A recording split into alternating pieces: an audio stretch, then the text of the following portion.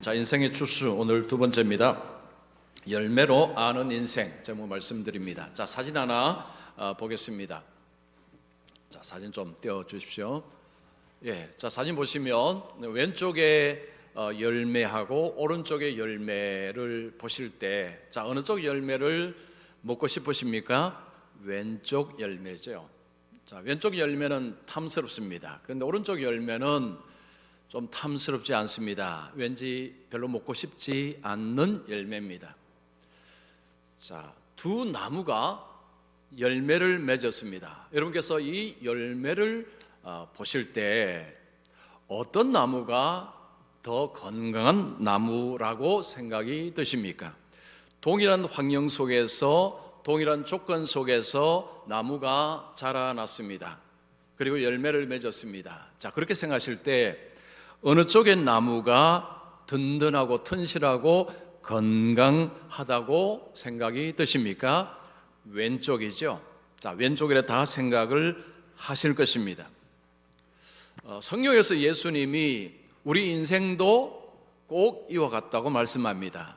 우리 인생이 하나님 앞에 바로 서 있는지, 우리가 영적으로 건강한지를 알 수 있는 것은 열매라고 이야기합니다. 우리는 보통 종교적인 어떤 열심을 가지고 생각을 하기가 쉽습니다. 교회를 열심히 다니고 예배도 열심히 참석하고 봉사하고 헌금하고 이런 모습을 가지고 참 잘 믿는다, 그리고 영적으로 건강하다라고 생각하기가 쉽습니다. 물론 그런 것들도 중요한 관점이 될 수는 있지만 예수님의 말씀을 따르면 그것보다는 열매를 보라는 것입니다. 열매. 우리의 삶 속에 열매를 보면 우리가 어떤 삶을 살았는지가 보인다는 것입니다. 자, 그러면 여러분, 그 열매가 뭘까요? 우리가 무슨 열매를 맺어야 우리의 삶이 건강하다, 우리의 삶을 잘 살았다라고 할 수가 있겠습니까? 자, 오늘 그 말씀을 좀 드리겠습니다. 오늘 말씀 속에서 왜 그렇게 열매가 중요한지, 그리고 열매를 어떻게 맺어야 되는지 우리 주님께서 하시는 말씀을 들어보겠습니다. 자, 첫 번째입니다. 하나님은 열매를 원하신다. 주님께서 열매를 이야기하시면서 하나님은 우리에게 열매를 원하신다라고 말씀을 합니다.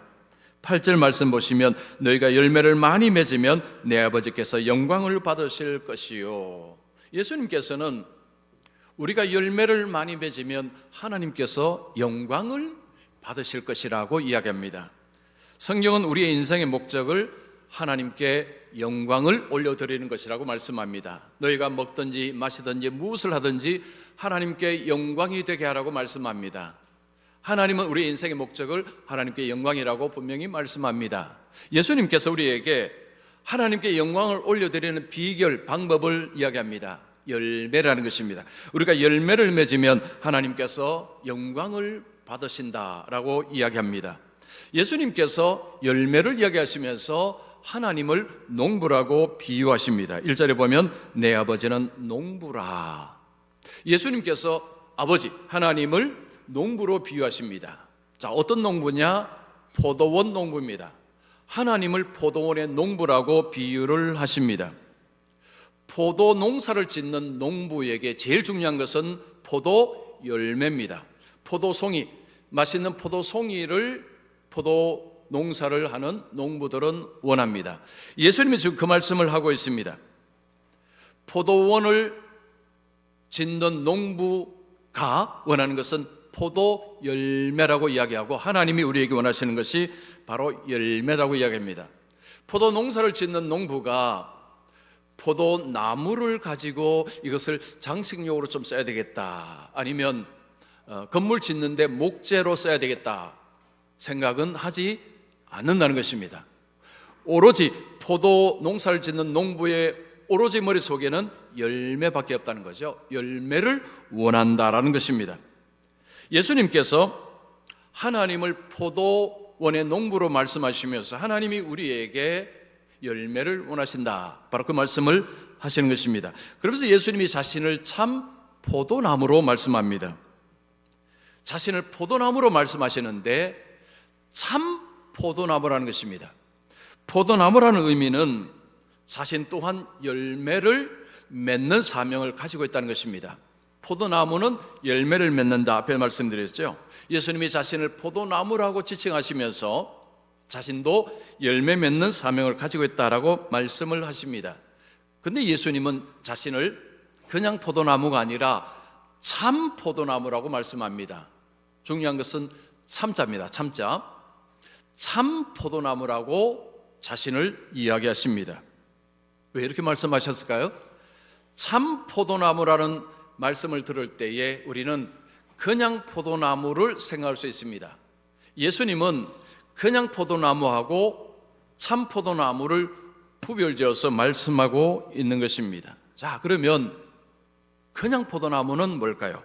성경에서 그냥 포도나무는 이스라엘 백성이라고 이야기합니다. 자, 우리가 이사야서 5장 2절 말씀 같이 읽습니다. 시작. 파서 돌을 제하고 술터를 팠도다. 좋은 포도 맺기를 바랐더니 들 포도를 맺었도다. 자, 이것을 보면 하나님께서 이스라엘 백성들을 극상품 포도나무라고 지칭하는 것을 봅니다. 극상품이라는 것은 최고의 포도나무라는 것입니다. 자, 하나님께서 이스라엘을 최고의 포도나무로 심으셨다. 자, 이거 무슨 의미일까요? 하나님이 이스라엘 백성들을 특별 대우했다는 것입니다. 어떻게 특별 대우하셨습니까? 그들을 하나님이 부르셨습니다. 그리고 그들과 언약을 맺었습니다. 언약을 맺는다는 것은 내가 너희의 하나님이 되어주겠다. 너희는 나의 백성이다. 내가 너희들을 돌보고 인도하고 복주겠다라는 것이 언약 백성입니다. 이 언약식을 한 것은 이스라엘 백성밖에 없습니다. 다른 백성들과는 이런 언약을 맺지를 않았습니다.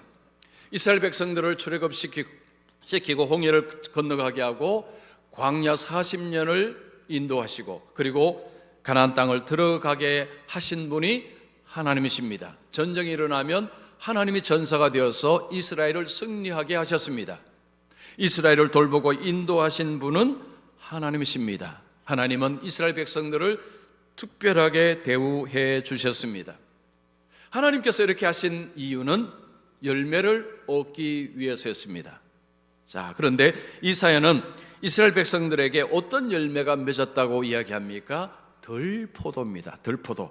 들포도를 맺었다는 것입니다. 들포도는 딱딱한 포도입니다. 먹을 수 없는 포도입니다. 쓰고 신맛 나는 포도입니다. 이것은 먹을 수도 없고 포도주로 만들 수도 없는 나쁜 열매입니다. 이스라엘 백성들 사이에 맺혀진 열매는 좋은 열매가 아니라 나쁜 열매가 맺었다고 이야기합니다. 이스라엘 백성들은 끊임없이 우상 숭배를 했습니다. 불의, 불신, 폭력 이런 것들이 그들 속에 난무했습니다. 즉 하나님의 뜻에 순종하지 않았습니다. 하나님은 선지자를 보내었습니다. 회개하고 돌아오겠습니다. 그들은 끝내 거부를 했습니다. 그래서 어떻게 되었습니까? 하나님이 심판하셔서 두 나라는 망했습니다. 그것은 뭘 의미할까요? 하나님이 더 이상 열매를 기대할 수 없다는 표현이었습니다. 자, 하나님은 그들 대신에 새 포도나무를 심었습니다. 누구일까요? 예수님입니다. 자, 예수님이 이 땅에 오실 때에 새 포도나무로 오셨다는 것입니다. 자신을 참 포도나무라 예수님이 칭하신 이유입니다. 구약의 이스라엘 백성들은 실패했습니다. 그런데 예수님은 성공하셨습니다. 예수님이 오셔서 아버지의 뜻에 온전히 순종하셨습니다. 예수님께 아름다운 열매가 있었습니다. 그런데 예수님이 유대 땅에 오셨을 때 유대인들은 예수님을 알아보지 못했습니다.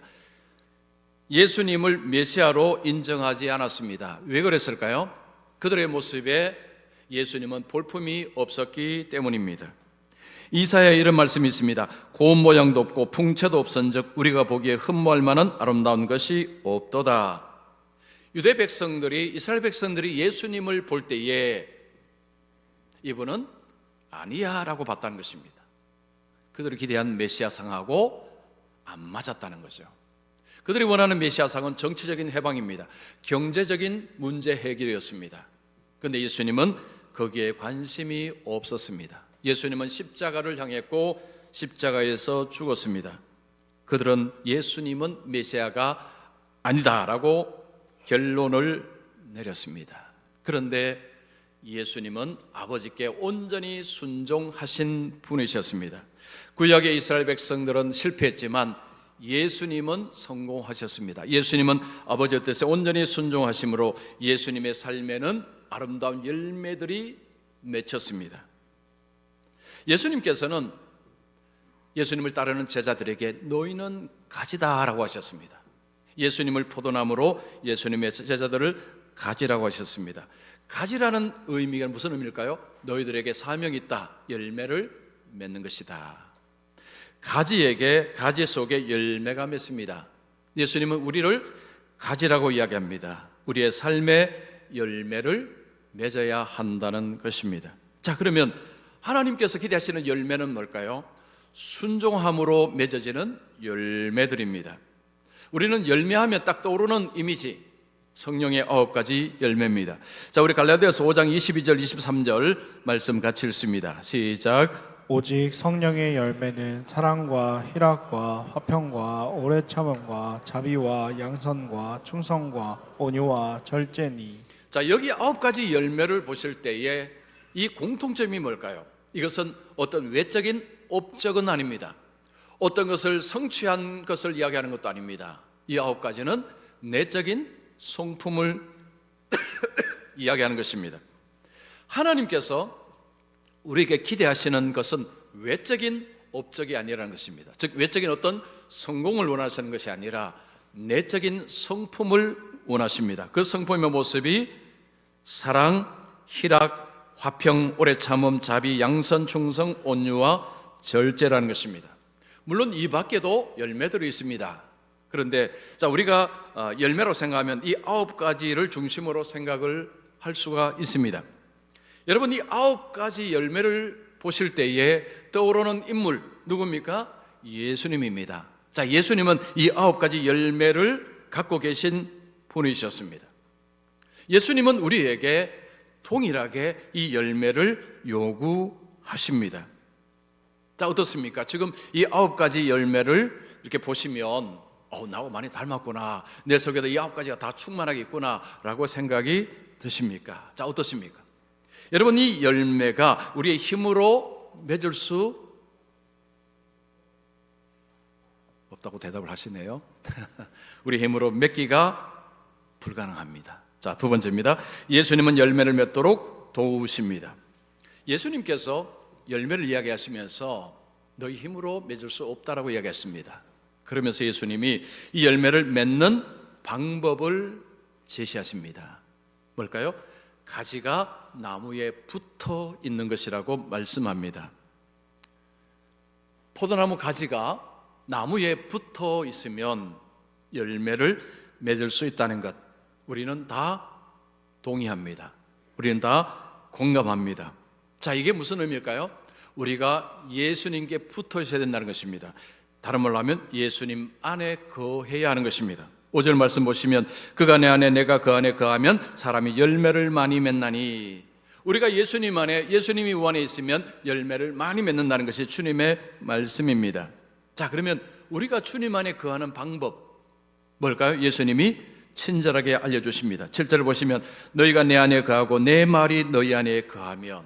자, 예수님께서는 주님의 말씀이 우리 속에 거하면, 그러면 우리가 주님께 붙어 있는 것이다 라고 설명을 합니다. 그래서 예수님의 말씀을 우리의 마음으로 받아들여서 우리 마음속에 거하게 되면, 우리 마음속에 머물러 있으면 이라고 말씀합니다. 주님의 말씀이 우리 마음속에 머물러 있게 하기 위해서 우리가 뭘 해야 합니까? 말씀을 들어야 합니다. 여러분, 우리의 신앙생활에 정말 중요한 것이 말씀의 자리로 내가 가는 것입니다. 여러분, 말씀의 자리로 가는 것이 가장 중요합니다. 여러분, 신앙에 의심과 불신이 찾아오는 이유가 무엇입니까? 우리가 말씀의 자리를 가지 않을 때 우리 속에 불신과 의심이 찾아옵니다. 우리가 규칙적으로 정기적으로 하나님의 말씀 앞에 서야 될 이유는 의심과 불신을 밀어내기 위해서입니다. 여러분, 세상은 하나님이 없다고 이야기합니다. 구원은 우리 스스로 내가 착하게 살고 내가 알아서 살게 되면 구원을 얻는다고 세상은 이야기합니다. 그러나 성경은 예수 믿어야 구원 얻는다고 이야기합니다. 예수님 안에 천국이 있다고 이야기합니다.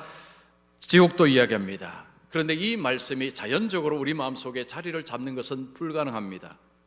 말씀이 우리 속에 들어와서 자리를 잘 잡아야 됩니다. 그런데 우리의 본성은 말씀을 자꾸 밀어냅니다. 왜요? 우리 속에 죄가 들어있기 때문입니다. 이 죄라는 존재는 말씀이 들어오면 이걸 자꾸 밀어냅니다. 아니야, 그렇지 않아, 너가 좀 쏟고 있는 거야, 그렇지 않아 라고 우리 속에 이 죄는 끊임없이 우리 속에서 속삭임을 합니다.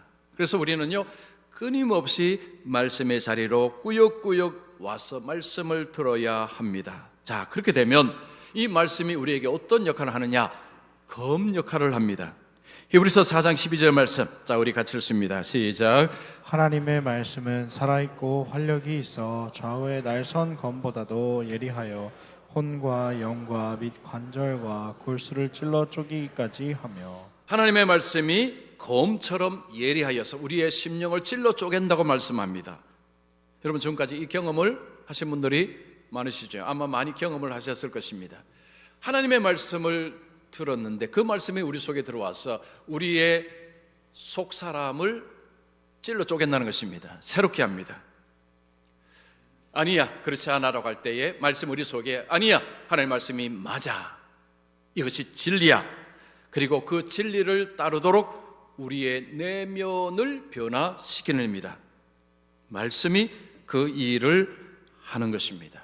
그런데 이 사람이 참 복잡합니다. 이게 단순하지 않습니다. 우리는 지금까지 태어나서요, 수많은 정보를 받아들였는데 그 정보 중에 가짜 거짓말이 많습니다. 그래서 말씀을 우리가 듣는데 우리 속에 있는 그런 잘못된 정보들이 자꾸 말씀을 희석을 시킵니다. 그래서 말씀을 온전히 믿고 따라가는 것이 어렵습니다. 그래서 하나님이 우리 속에 하시는 일이 있습니다. 고난입니다. 고난. 자, 오늘 주님의 말씀을 따라가면 가지치기입니다. 농부는 가지치기를 합니다. 두 가지 목적 때문입니다. 한 가지는 열매 맺는 가지에서 열매를 더 잘 맺도록 하기 위해서 가지치기를 하고, 또 하나는 열매를 맺지 못하는 나무를 잘라내기 위해서 가지치기를 합니다. 예수님은 지금 말씀 가운데서 농부의 가지치기를 설명합니다. 2절 중반절 보십시오. 무릇 열매를 맺는 가지는 더 열매를 맺게 하려 그것을 깨끗하게 하시느니라. 깨끗하게 하다는 것이 가지치기를 말하는 것입니다. 어떤 가지를 보니까 그 가지에 이 열매가 괜찮습니다. 그러면 그 가지를 통해서 더 열매를 잘 맺도록 하기 위해서 잘라주는 역할을 한다는 거죠. 봄에 작게 잘라준다고 합니다. 반면에 어떤 가지에는 열매가 별로 없습니다. 그럼 어떤 일이 벌어집니까? 영양분들이 그쪽으로 자꾸 가게 됩니다. 그러면 열매를 맺는 가지 속으로 가야 될 영양분이 다른 쪽으로 가버립니다. 그러면 농부에게는 손해입니다. 열매를 많이 맺지 못합니다. 그래서 열매 맺지 못하는 가지는 잘라버립니다. 어떤 가지는 밑으로 축 처져서 땅에 붙어 있습니다.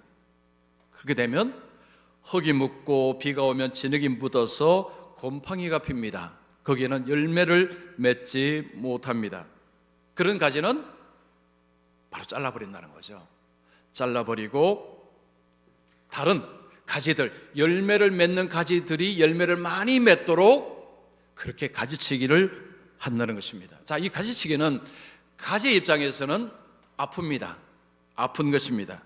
그런데 이 가지치기가 열매를 많이 맺게 하는 아주 좋은 방법이라는 것입니다. 하나님이 우리의 삶 속에 가지치기를 하십니다. 즉 고난을 주십니다. 우리 속에 고난이 복이 되어서 작동을 합니다. 우리는 죄인입니다.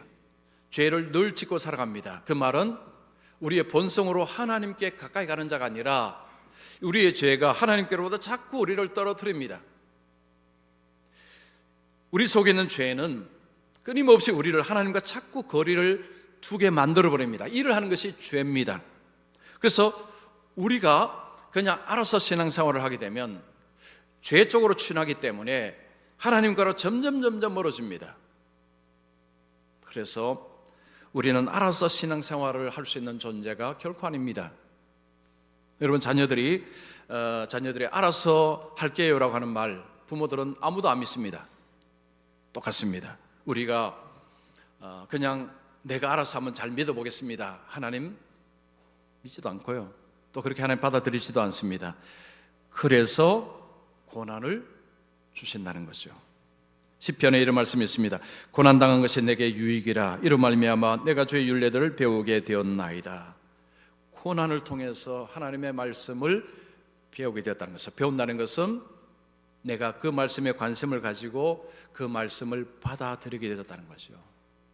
여러분, 고난이 없는 가운데서 평탄한 삶 속에서 하나님 말씀에 관심을 가지고 하나님 말씀을 잘 듣는 것은 불가능합니다. 이것은 인간에게 일어날 수 없는 일입니다. 여러분, 지금까지 아무런 고난도 없이 그냥 모든 것이 잘 되어서 모든 것이 평탄한 가운데서 예수님을 잘 믿어 오셨습니까? 그렇지 않죠. 그런 분은 한 분도 안 계실 것입니다. 고난 없이, 어려움 없이 하나님의 말씀을 잘 듣고 순종한다, 이건 있을 수 없습니다. 인간은 그런 존재가 아닙니다. 고난은 필수 품목이라는 거죠. 3절을 보시면 너희는 내가 일러준 말로 이미 깨끗하여졌으니, 가지치기를 통해서 우리에게 말씀을 넣어주심을, 이 말씀을 우리가 받아들임을 통해서 우리의 속을 깨끗하게 청소한다는 것입니다. 이 더러운 내면을, 죄로 가득한 내면을 뭐가 청소하느냐? 말씀이 깨끗하게 청소한다는 것입니다. 많은 분들은 평탄한 것을 원합니다. 기도할 때도 하나님 삶을 평탄하게 하여 주시옵소서라고 기도합니다. 물론 그 기도 자체가 잘못되었다라고 말 수는 없지만 그런 기도만 하는 것은 문제는 있습니다. 왜냐하면 만약에 그냥 하나님이 평탄하게 해주신다면 점점 하나님께로 멀어지고 세상만 쳐다볼 것입니다. 이 세상에서 어떻게 하면 잘 먹고 잘 살 것인가, 행복할 것인가, 그것만 잔뜩 생각하며 살 것입니다. 그러나 고난이 찾아오면 하나님께 귀를 열게 됩니다. 왜냐? 소망이 없다는 것을 깨닫기 때문입니다. 그동안 내가 붙들고 내가 소중히 여겼던 것들이 소망이 될 수 없다는 것을 고난을 통해서만 깨닫게 됩니다. 어쩔 수 없습니다. 우리는 다 그렇습니다. 고난을 건너지 않고서는요, 하나님께 소망을 두는 생각을 우리는 근본적으로 하지 않습니다. 그래서 하나님 우리의 삶 속에 이 모양 저 모양으로 고난을 주십니다. 그리고 그 고난이 하나님의 사랑의 증표라고 말씀합니다. 자, 히브리서 12장 8절 말씀, 우리 같이 읽습니다. 시작. 징계는 다 받는 것이거늘 너희에게 없으면 사생자요 친아들이 아니니라. 자, 이 말씀은 우리에게 조금 아픈 말씀이기도 하지요. 너에게 징계가 있느냐? 하나님이 너를 자녀로 인정하시기 때문이다. 너를 자녀로 사랑하기 때문이다. 이 말씀이죠.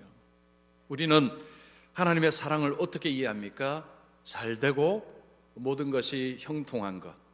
형통하다는 것은 우리가 생각하는 형통은 잘못된 일, 아픈 일 없이 그냥 모든 것이 잘 되는 것을 형통하게 생각하죠. 이것을 하나님의 사랑으로 생각하지만, 그런데 성경은 거꾸로 이야기합니다. 우리에게 징계가 있으면 하나님의 사랑의 증표고 너를 자녀로 인정하는 것이다 라고 이야기합니다.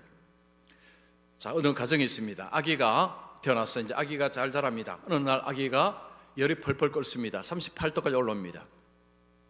해열제를 아기의 입에 이렇게 넣어야 되는데 아기는 입을 꽉 다물고 있습니다. 싫다는 거죠. 쓰니까 싫다는 것입니다. 자, 그럴 때 아이고, 아기가 싫어하니 이 약을 먹이지 말아야 되겠다라고 하는 엄마는 세상에 없습니다. 어떻게 합니까? 남편을 부르죠. 여보 와서 얘 팔다리 좀 잡아주세요. 그리고는 엄마는 어떻게 합니까? 입을 꽉 열어서 거기다가 해열제를 꽉 집어넣습니다. 그러면 아기는 이렇게 생각하겠죠. 이 아줌마가 나의 엄마가 아닌가 보다. 이 엄마는 나의 엄마가, 이 아줌마는 나의 엄마가 절대 아니야 라고 생각할지 모릅니다. 그러나 진짜 엄마니까 그렇게 하는 것입니다. 여러분, 성경에서 아버지 하나님을 아버지라고 이야기하고 우리의 육신의 아버지 어머니처럼 하나님도 그렇게 하신다고 말씀합니다. 그래서 우리는 이 말씀을 수도 없이 듣지만 막상 고난 생각하면 이 생각 안 하죠. 하나님이 나를 생각하지 아니하시는가 보다, 하나님이 나를 미워하시는가 보다 생각을 많이 하십니다. 그런데 오늘부터 오늘 말씀을 생각하시면서 고난을 가지치기라고만 생각하십시오. 하나님이 내 삶에 가지치기를 하시는가 보다, 내 삶의 열매를 더 맺히도록 하기 위해서 하나님이 가지치기를 하신다라고 해석을 한번 해보시기 바랍니다. 하나님은 우리의 삶의 열매를 원하십니다. 자, 그 열매가 어떤 열매라고 했습니까? 성령의 9가지 열매, 더 나아가서 우리가 하나님의 뜻에 순종하며 살아갈 때 우리의 삶에 나타나는 것들이 전부 열매입니다. 근데 그 열매가 어떤 외적인 업적과 성취하고는 좀 다릅니다. 내면과 많이 연관이 되었습니다. 여러분, 성경의 성령의 9가지 열매를 맺고 있으면 삶의 모습으로 드러날까요? 안 드러날까요? 드러납니다. 만약에 어떤 분이 이 9가지 열매를 균형 있게 맺고 있다면 여러분, 그분을 보실 때 그분을 어떻게 보실 것 같습니까? 와, 정말 멋지다, 정말 좋은 사람이다, 정말 하나님의 사람이다, 정말 가치 있는 삶을 사람이다 라고 전부 그렇게 생각할 것입니다. 우리는 눈에 보이는 외적인 것에 대한 관점이 많습니다. 그런데 하나님의 관심은 오히려 우리의 내면의 변화입니다. 자, 그러면 여러분, 지금 지금 자신의 삶을 생각하실 때 내 삶의 열매를 이렇게 잘 맺고 있다라고 생각하십니까? 자, 이걸 좀 어떻게 확인할 수 있을까요? 자, 이렇게 한번 확인해 볼 수 있습니다. 성령 9가지 열매를 이렇게 적으시고 그리고 그 열매의 점수를 한번 매겨보는 것입니다. 1점부터 10점까지. 10점이 만점입니다. 1점이 제일 낮은 점수입니다. 3점, 5점, 8점을 매기시는데 기준은 예수님입니다. 자, 사랑, 예를 들면 사랑을 생각하실 때 예수님의 사랑과 자신의 사랑을 비교해서 1부터 10까지 점수를 한번 매겨보는 것입니다. 이런 식으로 9가지 열매의 점수를 한번 매겨보면 내 삶이 지금 이 열매가 어떤지 좀 가늠할 수가 있을 것 같습니다. 이런 진단이 우리에게 좀 필요한 것 같습니다. 특별히 이제 연말이 되면 여러분, 한 해를 우리가 이렇게 돌아볼 때요, 우리는 눈에 보이는 어떤 것으로 많이 평가를 하기 쉽습니다. 돈을 얼마나 모았는지, 아니면 어떤 자리에 올라갔는지, 이것을 가지고 한 해를 평가하기가 쉽습니다. 그런데 오늘 주님은 우리에게 열매를 가지고 우리 자신을 한번 보라고 말씀합니다. 올 한 해 동안, 여러분, 올 한 해 동안 열심히 살아왔는데 내가 올 한 해 동안 이 열매들이 내 삶 속에 과연 얼마나 맺혀져 있는가 자신을 한번 평가해 보라는 말씀을 하십니다. 한번 곰곰이 나는 지금 우리 하나님께 영광을 올려드리기 위해서 이 열매들이 얼마나 맺혀져 있는가 한번 자신을 돌아보시면 좋겠습니다. 자, 그래서요, 그 다음에 더 중요한 것은, 그래서 주님을 왜 믿어야 되는지, 왜 주님께 기도해야 되는지, 왜 주님을 의존해야 되는지 답을 얻기 위해서입니다. 아, 내가 참 부족하구나, 내가 참 아직도 멀었구나 라고 생각하게 될 때에 결국은 주님을 더 의존할 수밖에 없습니다. 여러분, 기도를 조금 소홀히 했다면 그러면 이런 열매가 맺어지기가 어렵겠죠. 그래서 내가 기도의 생활에 좀 더 힘을 내야 되겠구나, 내가 말씀을 듣고 말씀을 읽는 것에 좀 더 힘을 내야 되겠구나. 왜냐하면 주님께 붙어 있어야 열매를 맺을 수 있기 때문에, 내가 좀 이런 열매가 부족한 것을 보니까 내가 주님께 바르게 붙어 있지 못했구나. 그래서 하나님께서 내 삶을 보실 때 하나님이 영광을 받으시기가 어렵겠구나라는 생각, 이런 생각은 우리를 다시 새롭게 합니다. 새롭게 이제 새해가 다가오면서 이제 다시 한번 내 삶을 하나님께 영광이 되는 삶으로 다시 내가 조준해야 되겠다. 그래서 내 삶의 열매를 아름답게 맺기 위해서 더욱더 주님을 의존해야 되겠다라는 이런 생각의 전환이 일어납니다. 여러분, 한 해를 돌아보시면서 열심히 다 사셨습니다. 그래서 열심히 사셨는데 중요한 것은 하나님 앞에 이런 열매들이 있느냐, 이것이 가장 중요합니다. 이게 가장 중요합니다. 왜냐하면 예수님께서 하나님이 우리에게 열매를 원하시고 이 열매를 통해 하나님이 영광을 받으신다라고 말씀하셨기 때문입니다. 그래서 오늘 예배한 우리 성도님들은 다른 눈에 보이는 것보다도 이 하나님의 열매들을 한번 생각해 보시면서 이제 앞으로의 삶에서 이제 앞으로 살아날 동안에 이 열매를 맺는 것에 초점을 가지시고, 그래서 주님께 붙어 계심으로 삶의 이런 열매를 통해서 우리 하나님께 영광이 되는, 하나님께 기쁨이 되는 삶을 살아가는 우리 모든 분들이 되시기를 축원합니다.